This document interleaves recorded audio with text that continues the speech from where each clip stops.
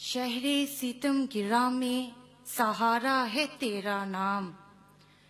کرب و ہجوم میں ایک دلاسا ہے تیرا نام،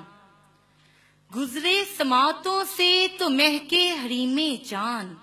خوشبو بڑی بہار کا چونکا ہے تیرا نام، راحت بہار چاندنی خوشبو دھنک صبا، یکجاں کریں جو سب کو تو بنتا ہے تیرا نام، یکجاں کریں جو سب کو تو بنتا ہے تیرا نام۔ معزز قائدین تحریک، معزز اساتذہ اکرام اور فرزندانوں دختران منہاج القرآن، السلام علیکم۔ آج کی یہ تقریب سعید میرے اور آپ کی عظیم قائد شیخ الاسلام ڈاکٹر محمد طاہر القادری کی سالگرہ کی تقریب ہے۔ اس موقع پر ہم سب اپنے عظیم قائد کی زندگی کی سلامتی اور آپ کے مشن کی ترقی کے لیے دعا کرنے اور آپ کی خدمات کو خراج عقیدت پیش کرنے کے لیے جمع ہیں۔ جناب صدر، میرے قائد کی شخصیت کثیر الجہاد بھی ہے اور جامع الصفات بھی،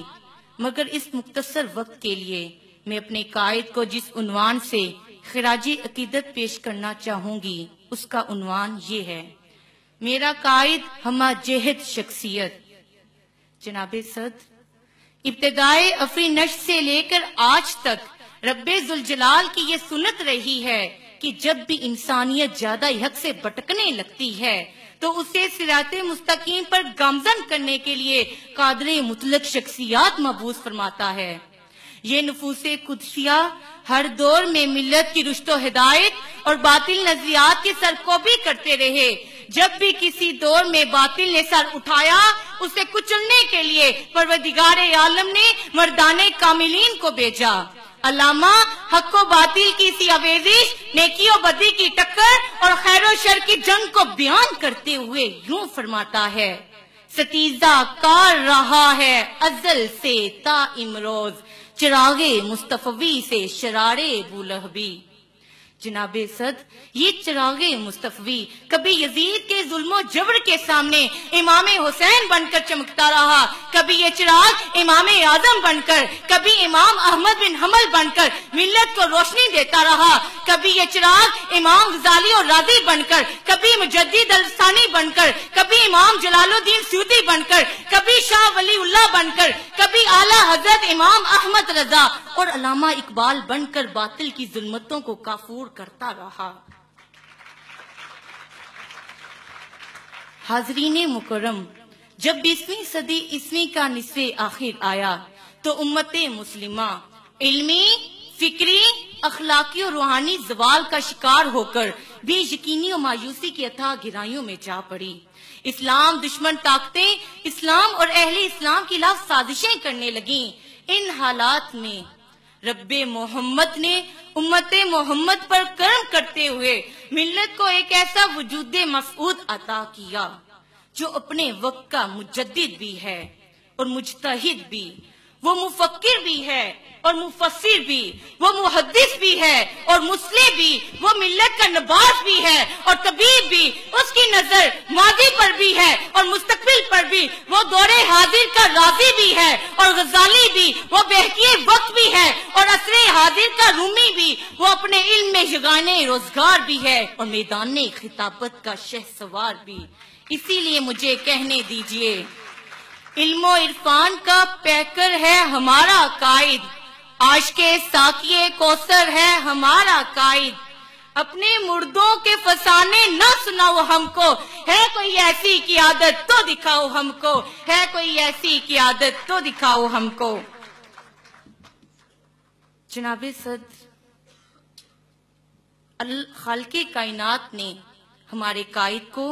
امت کی اصلاح و تجدید کے لیے جن خوبیوں سے نوازا ہے، میرے نزدیک ان میں سب سے فائق ان کے علم و عرفان کا امتزاج ہے، جس کے متعلق ماضی قریب کے ایک بہت بڑے سیاستدان نوازادہ نصر اللہ خان نے 1998 میں ایوان اقبال لاہور کے اندر یہ کہا تھا کہ خالق کائنات کا عام طریقہ تو یہ ہے کہ کسی کو یہ دیتا ہے تو وہ نہیں دیتا، لیکن کسی کو وہ دیتا ہے تو یہ نہیں دیتا۔ لیکن جب میری نظر تحریک پاکستان کے بانی اور پاکستان عوامی تحریک کے قائد کی طرف اٹھتی ہے تو مجھے یہ کہنا پڑتا ہے کہ خالق کائنات نے ان کو یہ بھی دیا ہے تو ان کو وہ بھی دیا ہے. وہ ادیب بھی، وہ خطیب بھی، وہ طبیب بھی، وہ نقیب بھی. اسے دوں تو کس کی مثال دوں، یہاں کون اس کی مثال ہے. جناب صدر، میرے قائد کے مقالات، میرے قائد کے خطابات، میرے قائد کی تحریریں، میرے قائد کی تقریریں، میرے قائد کی تفسیریں، میرے قائد کی تشریحیں، ان کا ایک ایک لفظ بابانگیر داخل اس حقیقت کو آشکار کر رہا ہے کہ علم و عرفان اور عشق و مستی کو کسی ایک پیکر میں دیکھنا ہو، حکمت غزالی اور سود رومی کو جگہ دیکھنا ہو تو شیخ الاسلام کو دیکھ لو. ہمارا قائد جب درسے قرآن دیتا ہے تو جنگ کا شاعر شیر افضل جعفری پکار اٹھتا ہے. تو جو قرآن گنگناتا ہے، تو جو قرآن گنگناتا ہے، کملیوں کو رشک آتا ہے. جب میرے قائد کے دروس تصوف اور شب بیداریوں کی مجلس میں بھیگتی ہوئی پلکوں سے نوجوانوں کے دلوں کی دنیا بدلتی ہے اور رات کے پچھلے پہر ان کی پیشانیاں ذوق سجدہ سے آشنا ہوتی ہیں تو کہنا پڑتا ہے، جب عشق سکھاتا ہے آداب خود آگاہی، کھلتے ہیں غلاموں پر اسرار شہنشاہی. عطار ہو، رومی ہو، رازی ہو، غزالی ہو، کچھ ہاتھ نہیں آتا بے آہے سحر گاہی. جناب صدر،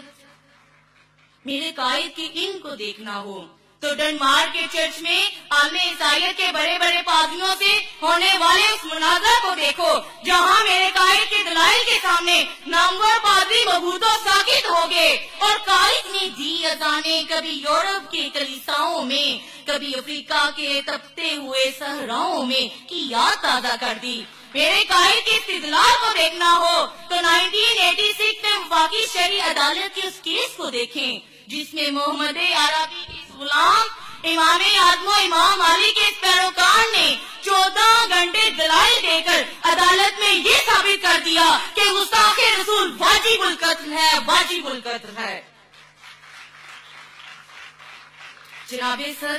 میرے قائد کی مسائل حاضرہ پر دینی اپروچ کو دیکھنا چاہو تو 1992 میں موچی دروازہ لاہور کی درسگاہ میں آؤ جہاں حکومت وقت کے چیلنج کو قبول کرتے ہوئے سود سے پاک اسلامی معاشیات کا خاکہ پیش کر دیا. میرے قائد کی قرآن فہمی کو دیکھنا ہو تو تفسیر منہاج القرآن، ترجمہ عرفان القرآن کو دیکھو. میرے قائد کی حدیث فہمی کو دیکھنا ہو تو المنہاج الصبی، عرفان السنہ اور معارج السنن کو دیکھو. اور سیرت رسول پر میرے قائد کی خدمات کو دیکھنا چاہو تو سب سے بڑی جلد سیرت رسول کو دیکھو. میرے قائد کے عرفان و عشق کو دیکھنا ہو تو شب بیداریوں میں ہونے والی گریاداریوں کو دیکھو اور شہر کعب میں اٹھنے والی آہوں اور سسکیوں کو دیکھو اور اللہ سے معافی مانگو اور درس مثنوی مولانا روم کی خطابات کو سنو. یہ سب کچھ دیکھ کر آپ کو کہنا پڑے گا، این سعادت بازور بازو نیز تانا بخشد خدائے بخشندہ. جناب صدر، وقت کا پیمانہ مجھے اجازت نہیں دے رہا، وگرنہ میں آپ کو بتاتی کہ قائد کس طرح اپنے علم سے زوال آشنا ملت کو عروج و عظمت کی طرف لے جانے میں گامزن ہے. یہ مہر تاباں سے کوئی کہہ دے کہ اپنی کرنوں کو گن کے رکھ لے، میں اپنے صحرا کے ذرے ذرے کو خود چمکنا سکھا رہا ہوں. میرے قائد کے جانثاروں، میرے ساتھ مل کر دعا کریں، اے اللہ میری نسبت کو لازوال رکھنا، میں رہوں نہ رہوں میرے طاہر کا خیال رکھنا. بہت تلخیاں سہی ہیں اس نے زمانے کی، میری زندگی خزاں سہی اس کی بہار رکھنا، میری زندگی خزاں سہی اس کی بہار رکھنا.